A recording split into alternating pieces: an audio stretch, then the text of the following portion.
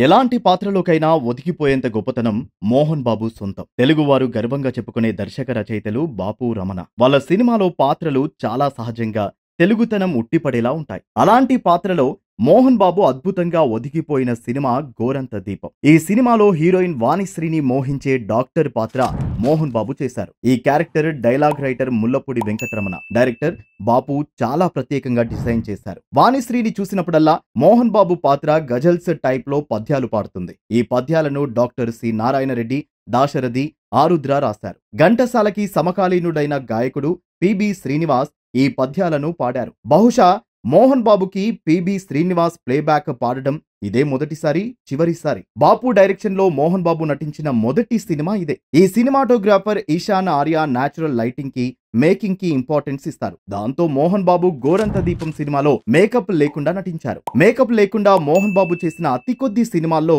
ఈ సినిమా మొదటిది. గోరంత దీపం సినిమా 1978 ఫిబ్రవరిలో విడుదలై మంచి సినిమాగా పేరు తెచ్చుకుంది. ముఖ్యంగా మోహన్ బాబు యాక్టింగ్ చాలా డిఫరెంట్ స్టైల్లో ఉందని ఆడియన్స్ ఫీల్ అయ్యారు.